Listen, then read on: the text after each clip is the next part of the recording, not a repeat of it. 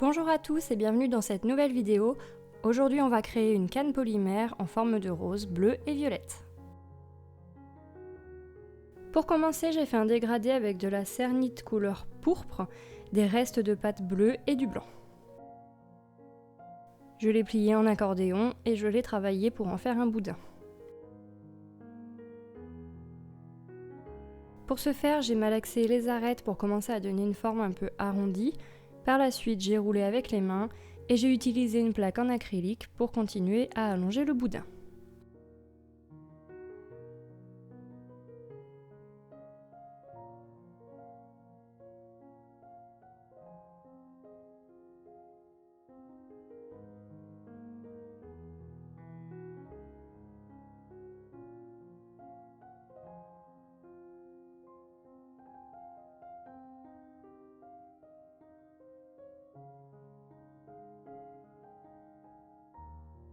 J'ai coupé les extrémités puisqu'elles sont déformées. Donc là on voit bien le dégradé.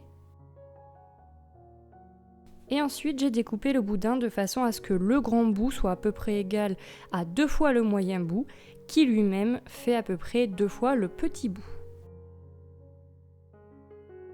Puis j'ai allongé le petit boudin, donc comme tout à l'heure j'ai réutilisé ma plaque en acrylique. D'ailleurs si ça vous intéresse, celle-ci je l'avais eue sur AliExpress. J'en avais acheté une aussi chez Centracor, elle est quadrillée, et j'en avais eu une autre avec les tampons qu'on trouve chez Action.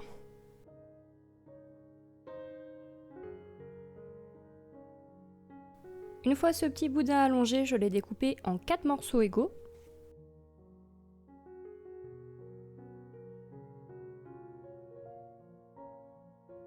Et j'ai commencé à faire le centre de la rose. Donc j'ai aplati un petit morceau.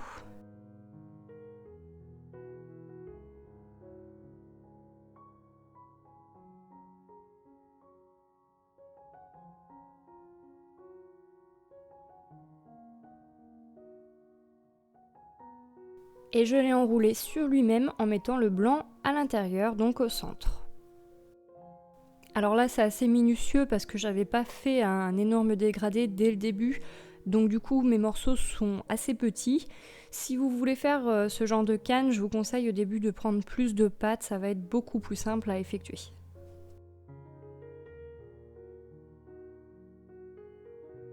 Ensuite j'ai pris les 3 autres morceaux, donc les petits, et je les ai aplatis, un petit peu moins quand même que le premier, il faut que ce soit plus épais. Alors je les ai pas aplatis totalement, c'est-à-dire que du côté violet il y a une sorte d'ovale, c'est une forme arrondie. Le côté blanc est plat, mais en fait pour donner une forme de pétale, il faut bomber les morceaux, et du coup comme j'ai décidé de mettre le clair au centre, le côté bombé va être sur le violet.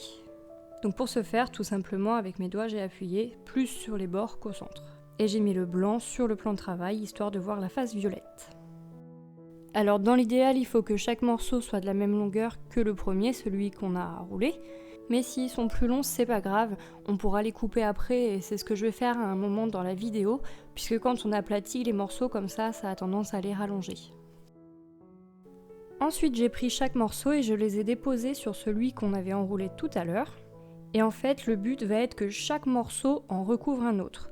Donc j'ai posé le premier, je ne l'ai pas collé en entier, et j'ai mis le deuxième à côté, et une fois placé, j'ai pu recoller le premier sur le deuxième. J'ai fait pareil avec le troisième, il est sous le deuxième, mais sur le premier. Alors j'espère que vous avez compris, en gros, il n'y en a aucun qui est complètement posé sur le morceau du milieu.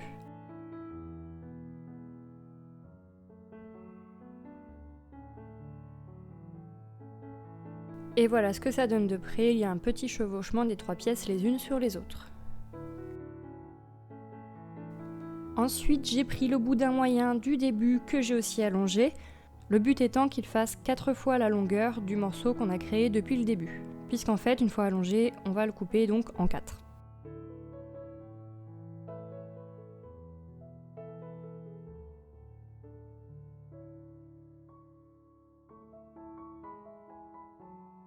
Comme tout à l'heure, j'ai coupé les bords et je les divisé en 4 morceaux égaux.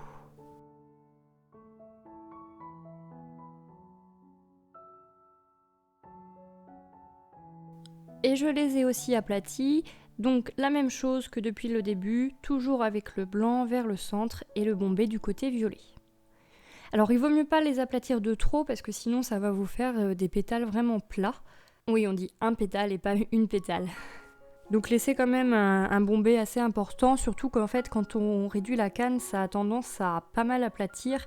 Ça dépend en fait si votre pâte est vraiment molle ou pas, mais quand on réduit des cannes, parfois il y a des morceaux qui se réduisent plus que d'autres et qui s'aplatissent plus ou moins.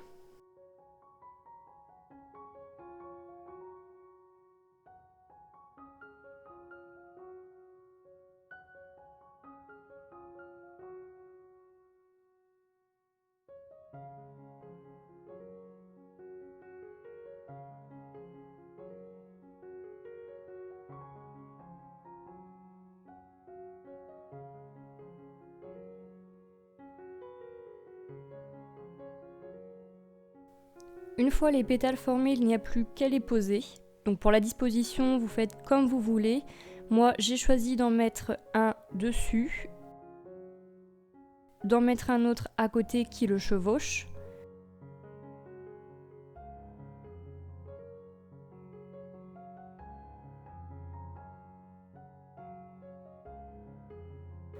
Le troisième morceau, il chevauche le deuxième.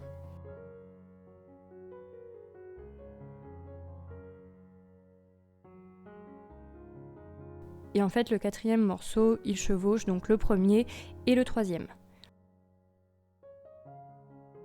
Au final, il y a un pétale qui en chevauche deux, un autre qui est chevauché des deux côtés, et les deux autres qui d'un côté sont chevauchés, mais chevauchent de l'autre. Bon, c'est un peu répétitif et bizarre dit comme ça, mais bon, avec les images, vous allez comprendre.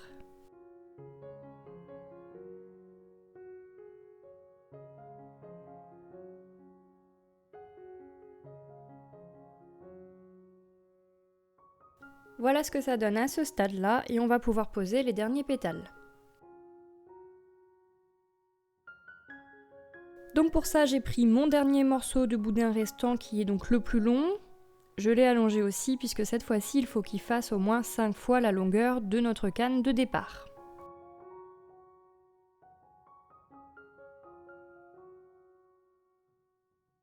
Donc forcément, je l'ai découpé en 5 morceaux identiques. Et j'ai fait la forme des pétales, mais cette fois-ci un peu différemment que depuis le début. Donc il faut les aplatir, ça change pas. Le blanc toujours au centre et le violet toujours du côté bombé.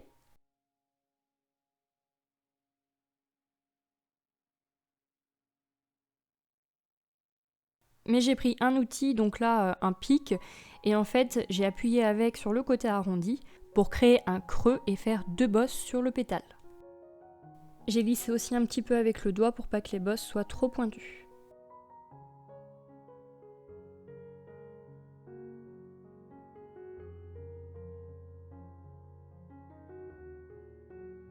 Donc c'est à vous de choisir le nombre de pétales que vous voulez creuser. Vous pouvez aussi faire plusieurs bosses. Le but c'est de donner la forme vraiment naturelle des pétales de rose.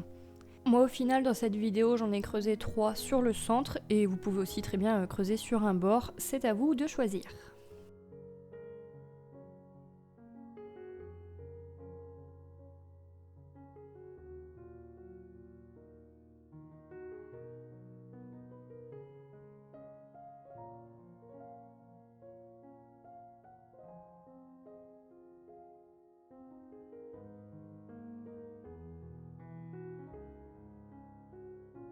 Dernière étape concernant la rose, on va passer à l'assemblage de ces pétales et malheureusement vous allez voir que parfois je suis hors caméra puisque j'ai déplacé la caméra sans faire exprès. Vous voyez que sur mon plan de travail on distingue les ronds qui sont sur ma plaque en verre et je m'en étais pas rendu compte et c'est un souci que j'ai réglé plus tard, mais malheureusement là il y a certains passages qu'on ne voit pas trop. Donc voilà, parenthèse fermée, j'ai posé le premier pétale et comme je vous disais, il était trop long donc j'ai découpé ce qui dépassait. Et pareil pour la disposition, c'est vous qui choisissez. Moi j'en ai fait passer certains par-dessous et d'autres par-dessus, je vais vous expliquer au fur et à mesure. Le deuxième, je l'ai posé donc sur le premier Et comme vous voyez, le premier que j'ai posé, c'est un qui avait un creux, donc sur lequel j'avais fait 2 bosses. Le deuxième, c'est un qui n'a qu'une seule bosse. Et donc celui-ci qui recouvre le premier, je l'ai posé totalement et je l'ai recouvert par le troisième pétale qui lui aussi possède 2 bosses et qui s'est fait recouvrir par le quatrième pétale, à 2 bosses également. Et le dernier pétale, lui, recouvre les 2 autres, comme tout à l'heure en fait. Donc je vous laisse regarder, ça va sûrement être plus simple à comprendre, mais comme je vous l'ai dit plusieurs fois, c'est à vous de choisir la disposition de vos pétales, et en fait moi je me suis inspirée d'une photo de rose sur internet.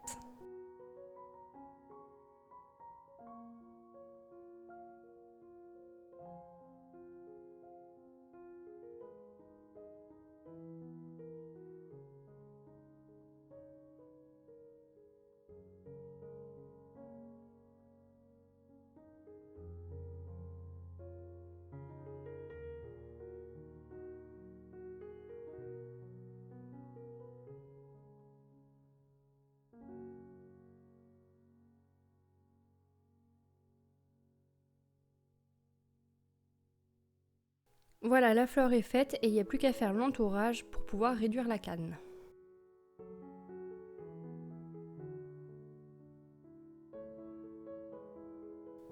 Donc pour ça, j'ai pris de la cernite blanche translucente, puisqu'après cuisson, elle va être plutôt transparente si vous faites des tranches fines. Et du coup, ça permet de voir la couleur de votre plaque de base sur laquelle vous mettez vos morceaux de canne. Vous pouvez utiliser bien sûr n'importe quelle couleur, moi j'ai pris celle-ci parce que j'avais jamais essayé, d'habitude je mets du blanc opaque, mais du coup après cuisson c'est pas transparent et ça oblige à avoir un fond blanc sur les créations.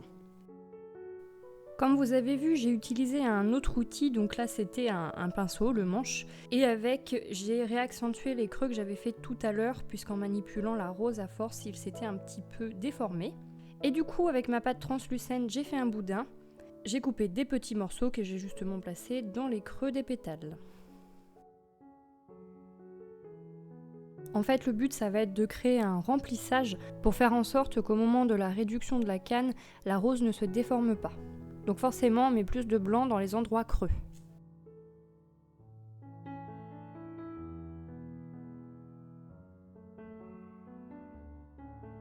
Ce morceau de pâte translucente, je l'ai pincé pour faire une sorte de triangle pour qu'il y ait un angle pointu.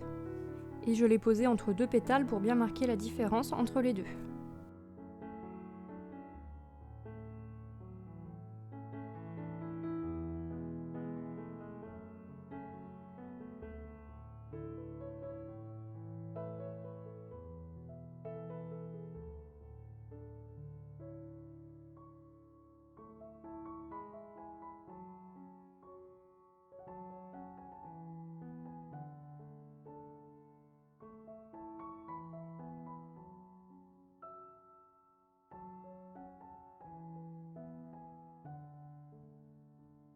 En plus des boudins pour remplir les creux et des triangles pour remplir l'espace entre les pétales, parfois j'ai fait des bandes de pâte translucide pour remplir les endroits qui en avaient besoin. Du coup je vais accélérer pour vous montrer comment j'ai fait, mais il n'y a pas vraiment plus d'explications que ça à donner.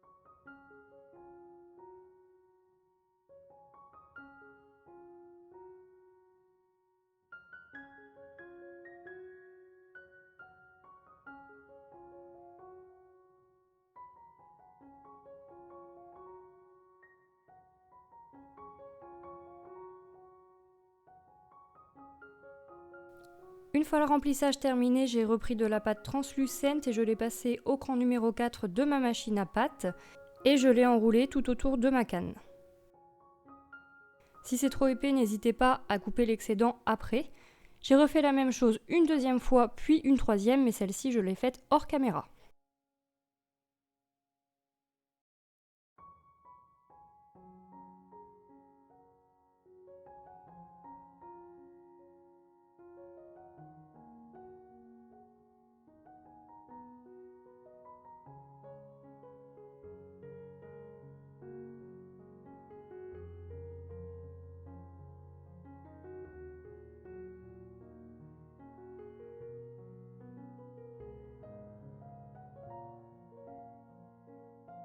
Vient ensuite l'étape de la réduction, donc pour ce faire j'ai appuyé sur le centre de la canne, puis vers les extrémités. Vous pouvez aussi rouler la canne sous votre main, a priori ça ne déformera pas le motif.